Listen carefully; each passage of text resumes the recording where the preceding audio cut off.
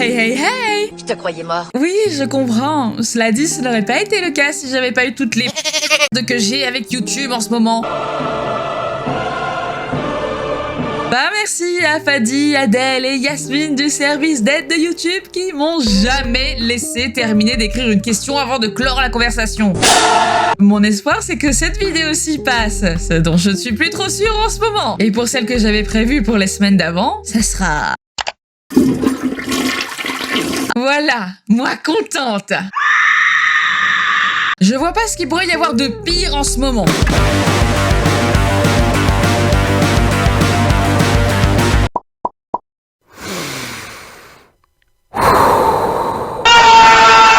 Fuyons les enfants, suivons Ulysse sur une autre planète avec des gens un peu moins...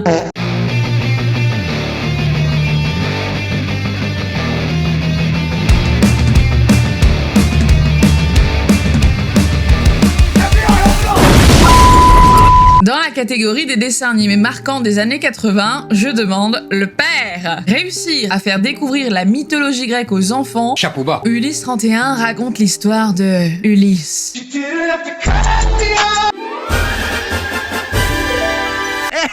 Tiens, marrant. Le commandant de l'Odysseus et coordinateur de la paix solaire fête l'anniversaire de son fils Télémaque.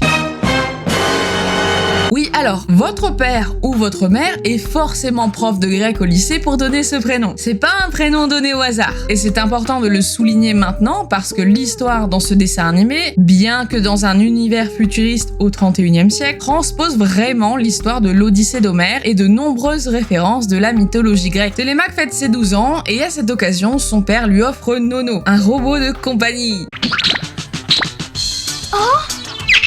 Coucou, je suis la surprise. Bonjour, Télémaque. Télémaque, je te présente Nono, ton robot. Quoi? Un robot pour moi? C'est exact, un robot pour toi, Télémaque. Tu as faim? Tu veux que je te donne un petit boulot? C'est fin, c'est très fin, ça se mange sans faim. Toute fête ayant sa fin, tout le monde part à bord de l'Odysseus pour la Terre sous les indications de Shirka, l'ordinateur central du vaisseau. Soyez très prudent. Ne t'inquiète pas, avec Nestor et Euryclée, je ne peux pas être mieux protégé, tout se passera bien. J'appelle toujours méga sûr. Oui, alors, c'est toujours comme ça que les commencent. Le trajet se passe bien jusqu'à ce qu'une planète inconnue apparaisse sur leur trajectoire. Et pendant qu'Ulysse tente de chercher des informations sur cette dernière, une masse lumineuse surgit et fonce droit sur eux. Oh, regarde, Nono, elle est magnifique, cette lumière. Ça vient sur nous. Elle va traverser l'écran.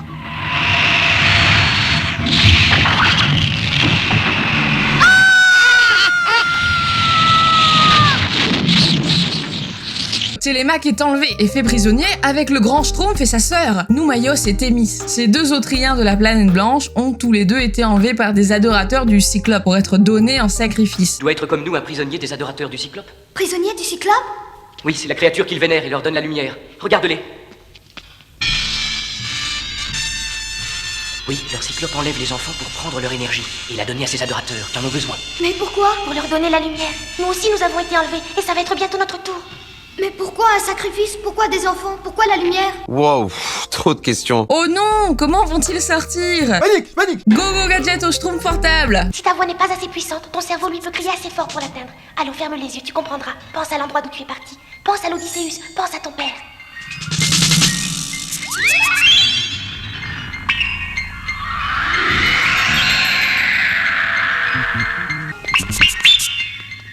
Télémaque. C'est la voix de Télémaque. Ulysse, que se passe-t-il? Étant donné la facilité avec laquelle ils ont communiqué avec Papa Ulysse, pourquoi ils ont laissé d'autres enfants se faire sacrifier? J'aime l'odeur du napalm au petit matin. Le fax arrive jusqu'à Papa, qui ramène tous ses poteaux pour sauver son fils du sacrifice. Pour autant, malgré les nombreuses acrobaties d'Ulysse et le débarquement de toute l'armée du vaisseau, c'est grâce à Nono, le petit robot, que tout le monde est sauvé.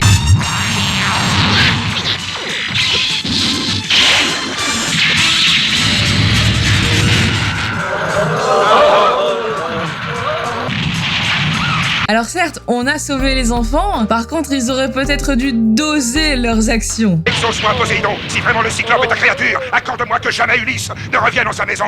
Zeus, grand maître de l'Olympe, venge-nous de ce terrien. Montre-lui que nul n'a le droit de défier ta puissance. Ah!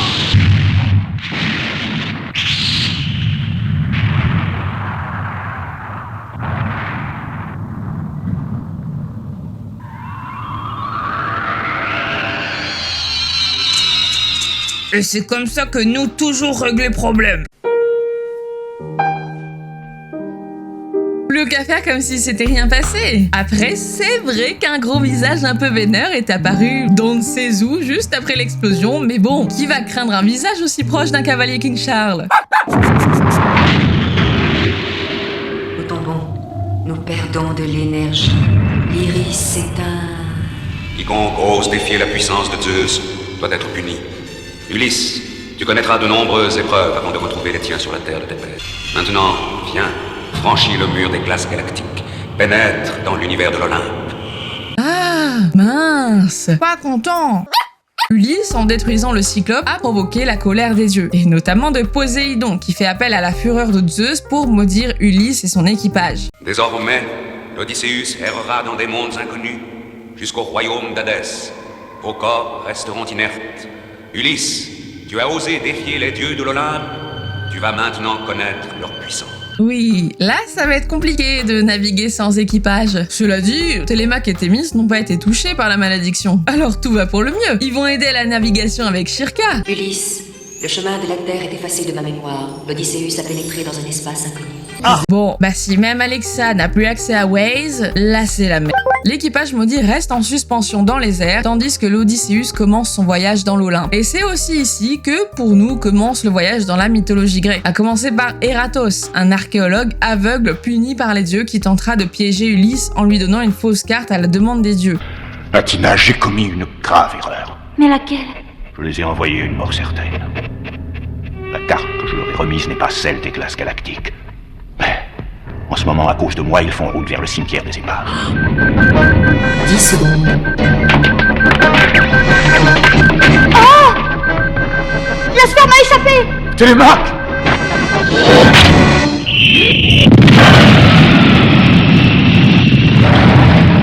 Ils s'en sortiront vivants, mais perdront le seul indice qui aurait pu les aider à retrouver la Terre. Ils croiseront aussi la route de Chronos, qui dirige le royaume du temps, et qui a à la fois la tête du roi dans le royaume des singes, et à la fois une tête de gros débile. Il a une belle tête de vainqueur. Là encore, après avoir traversé des épreuves au sein du royaume et avoir mis les enfants en danger, Ulysse réussira à remonter le temps et à éviter les dieux. Au fil des épisodes, on va découvrir qu'en plus d'être inconscient et légèrement débile, Ulysse souffre d'un TDA qui l'empêche de se focus sur sa quête. À l'aide, qui que vous soyez, si vous captez ce message, les tridents nous attaquent, nous sommes désarmés, venez à notre aide. Père, il faut aller à son secours. Non, attendez, il y a quelque chose d'anormal. Ulysse, j'ai l'impression que c'est un piège. Un piège? Mais pourquoi dis-tu ça? Cette femme n'est pas vraiment en danger, il y a quelque chose d'étrange, elle ment. Je calcule la probabilité d'un piège. Taux d'incertitude élevé, probabilité de piège supérieure à 70%. Père! J'y vais.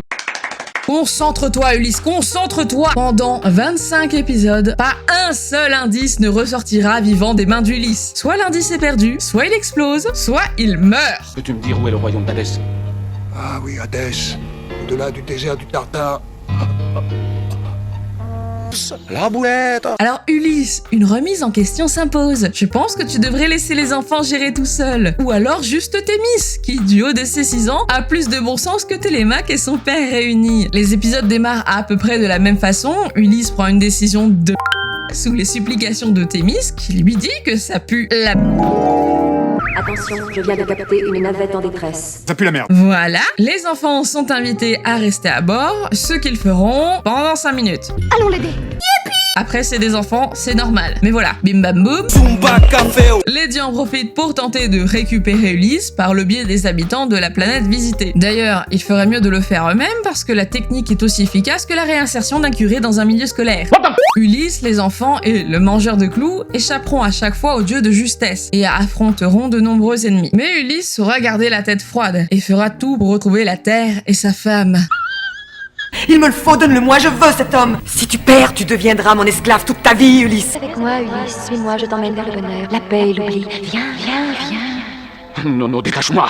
Vous êtes jolie, madame. Bon, il erre depuis on ne sait quand dans l'espace. Effectivement, un certain manque se fait sentir. Érotiquement chargé. Ulysse prend régulièrement des choix discutables, mais c'est un homme loyal qui suit ses principes. À plusieurs reprises, il réussira temporairement à sauver ses compagnons flottants, et il retrouvera même un des satellites de la planète de Thémis. C'est incroyable. Quel maléfice a pu... Ils sont figés comme des statues. Comme je l'étais. Et leurs ombres continuent à courir. Après, je sais pas comment la petite va vivre avec cette vision d'horreur. Que la malédiction s'accomplisse! Bon, elle sera peut-être vaccinée avec celle-là. Si Ulysse est le personnage central, Télémaque, Thémis et Nono sont tout aussi importants, allant au devant du danger pour sauver Ulysse. Un instant, vieillard, je suis Ulysse. Je cherche mon fils Télémaque et son ami Thémis, et tous mes compagnons qui ont disparu. Ne les aurais-tu pas rencontrés dans la ville? Je suis Hermès, je suis le bibliothécaire de Circé la magicienne. Et tous ceux que tu vois là sont les esclaves de Circé. Mais pourquoi ces esclaves portent-ils les vêtements de mes compagnons? Non, ce n'est pas possible! Mon fils Thémis! Vous ne me reconnaissez pas? Petite vibe Chihiro, profitant des pouvoirs de télépathe de Thémis, ainsi que des nombreux outils de Nono. Les trois petits personnages sont indispensables à Ulysse. Alors de Éole à Thésée, en passant par Atlas jusqu'à Calypso, parcourant de nombreuses planètes et rencontrant autant d'ennemis que d'alliés... C'est le seul moyen de te sauver, de sauver ma planète. C'est la seule solution. Calypso... Arrête, Ulysse et son vaisseau fantôme arrivent enfin au royaume d'Hadès, où une population morte continue de errer cherchant désespérément une source de vie. Pourquoi nous tournent-ils le dos? Ce sont des citoyens d'Hadès, n'oubliez pas qu'ils sont morts, et surtout ne les touchez pas, sinon vous deviendriez comme eux.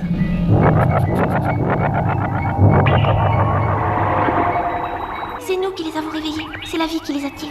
Espérons que nos compagnons ne sont pas encore parmi eux. Vite au palais d'Hadès!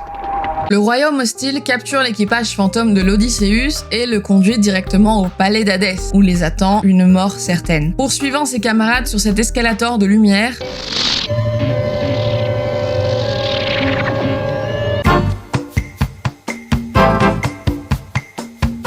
Ulysse, pour la première fois, se retrouve seul. Les enfants sont restés au royaume, oui, pour une fois ils ont obéi, et Ulysse est désormais face au dieu des enfers, Hadès. Hadès, je t'en conjure, laisse-nous enfin partir. Ah, Ulysse, laisse-moi tes compagnons et tu retrouveras le chemin de la terre. Ne pouvant se résoudre à faire un choix, Ulysse saute des nuages et c'est ciao! Ta gueule pour voir, s'il te plaît. La terre, Ulysse, la terre et celle que tu aimes t'attendent. Oh, ma Pénélope. Avec tes enfants, tu vas enfin retrouver les tiens sur la terre de tes pères. Maintenant, Ulysse, dis adieu à tes compagnons. Ils seront bientôt citoyens de mon royaume. Non, jamais, jamais, Hadès. Je les ai amenés jusqu'à ton royaume afin de les délivrer et non pas pour les abandonner. Alors, Ulysse, tu viens de renoncer à ton retour sur la terre. Ainsi, Ulysse aux mille ruses, tu seras toi aussi citoyen d'Hadès pour l'éternité. Qu'importe, je préfère rester ici à tout jamais plutôt que de rentrer sur la terre au prix de la trahison de mes compagnons. Ton marché est ignoble, je le refuse. Adieu, ma terre, ma femme, mon enfant. Jamais je ne vous oublierai. Oui, bon, évidemment, monsieur n'est pas gardien de la paix pour rien. Il a des principes. Principes qui payent, puisqu'Hadès considère alors qu'Ulysse a passé toutes les épreuves de Zeus et libère son peuple de la malédiction, permettant à tout ce beau monde de repartir pour la Terre. C'est un dessin animé qui a vraiment marqué sa génération, mélangeant mythologie et science-fiction, utilisant une variété de décors, des aventures toujours différentes d'un épisode à l'autre et des combats épiques assurés avec une diversité d'armes. Ulysse 31 est un dessin animé qui a dû amener plus d'un enfant à s'intéresser à la mythologie grecque. À une époque où les grands cinémas diffusaient Star Wars, les écrans plus modestes pouvaient se tourner vers cette petite pépite pour rêver d'espace et d'histoire. Alors même s'il m'est arrivé d'avoir envie de mettre une claque une fois ou deux à Télémaque ou à Ulysse, c'est un dessin animé impressionnant de qualité. Un pari osé que de mélanger science-fiction et mythologie grecque, mais un pari qui paye, puisqu'encore aujourd'hui ce dessin animé reste dans les mémoires de beaucoup de monde. Si le revoir vous intéresse, je vous ai mis les liens en description. Oui, il en faut plusieurs parce que personne n'a réussi à réunir l'entièreté des épisodes au même endroit. J'espère que la vidéo vous a plu, qu'elle est passée, bordel de merde. Sinon, je suis encore en train de parler toute seule. Un plaisir. Et j'irai faire ouin sur mon compte Insta. N'hésitez pas à partager ou à proposer en commentaire un dessin animé à revoir et on se dit à la prochaine. See you.